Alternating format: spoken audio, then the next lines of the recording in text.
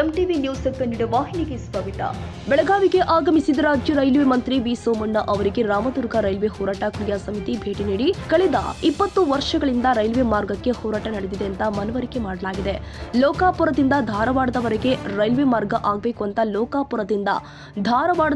Railway ಮಾರ್ಗ ಆಗಬೇಕು ಅಂತ ಕಳೆದ 20 ವರ್ಷಗಳಿಂದ ರಾಮದುರ್ಗದ ಹಾಗೂ ಸವದತ್ತಿ ನಗರದ ಜನತೆ ಹೋರಾಟ ಮಾಡುತ್ತಾ ಒತ್ತಾಯಿಸುತ್ತಾ ಬಂದಿದ್ದಾರೆ.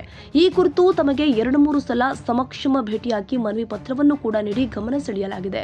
ಬೆಳಗಾವಿ ಸಂಸದ ಸದಸ್ಯರು ಆದ ಮಾನ್ಯ ಜಗದೀಶ್ ಶೆಟ್ಟರ್ ಅವರಿಗೆ ಹೊಸ ಮಾರ್ಗದ ಕುರಿತು ವಿವರವಾದ ಮಾಹಿತಿ ಕೊಟ್ಟ ನಂತರ ಸಂಸದ ಸದಸ್ಯರು ಮತ್ತು ಕೇಂದ್ರ ರೈಲ್ವೆ ಸಚಿವರಿಗೆ ಈ ಭಾಗದ ರೈಲ್ವೆ ಮಾರ್ಗದ ಕುರಿತು ತಿಳಿಸಿದಾಗ ಉಲ್ಲೇಖ 1ರ ಪತ್ರದಿಂದ ಲೋಕಾಪುರದಿಂದ ಧಾರವಾಡದವರೆಗಿನ ರೈಲ್ವೆ ಮಾರ್ಗ ಪರಿಶೀಲಿಸಲು ಪತ್ರ ನೀಡಿದ್ದಾರೆ. ಉಲ್ಲೇಖ 1 ಪತ್ರದ ಆಧಾರದಲ್ಲಿ ಮಾನ್ಯ ಸಂಸದರು ಬೆಳಗಾವಿ ಕ್ಷೇತ್ರ ಇವರು ಉಲ್ಲೇಖ 2ರ ಪತ್ರದ ಮೂಲಕ ನೈಋತ್ಯ ರೈಲ್ವೆ ಸಚಿವರಿಗೆ ಪತ್ರ ಬರೆದು ಸದರಿ ರೈಲ್ವೆ ಮಾರ್ಗದ ಕುರಿತು ಪರಿಶೀಲಿಸಲು ಹೇಳಿದ್ದಾರೆ. ಮಾನ್ಯ ಸಂಸದರ ಪತ್ರದ ಭಾಗವಾಗಿ ಉಲ್ಲೇಖ 3ರ ಪತ್ರದಂತೆ ಲೋಕಾಪುರದಿಂದ ಧಾರವಾಡದವರೆಗಿನ ರೈಲ್ವೆ ಮಾರ್ಗದ ಕುರಿತು ಕ್ರಮ ವಹಿಸುವುದಾಗಿ ಪತ್ರ ಕೊಟ್ಟಿದ್ದಾರೆ.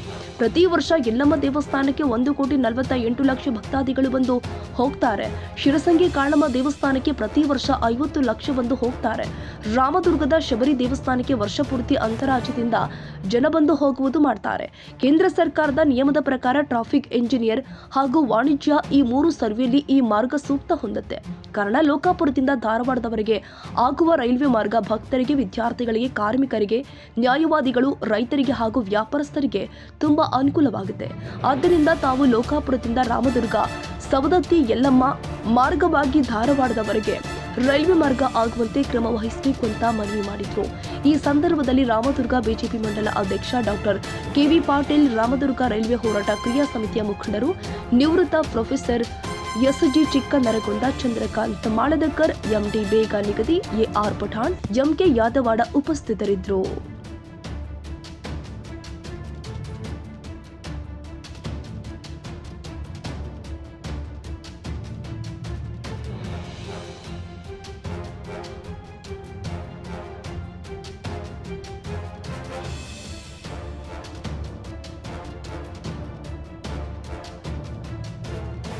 ತಾಜಾ ಸುದ್ದಿಗಾಗಿ ಎಂಟಿವಿ ನ್ಯೂಸ್ 24x7ಗೆ ಸಬ್ಸ್ಕ್ರೈಬ್ ಮಾಡಿ ಮತ್ತು ಬೆಲ್ ಐಕಾನ್ ಅನ್ನು ಒತ್ತಿ. ತಪ್ಪದೇ ಲಿಂಕ್ ಶೇರ್ ಮಾಡಿ.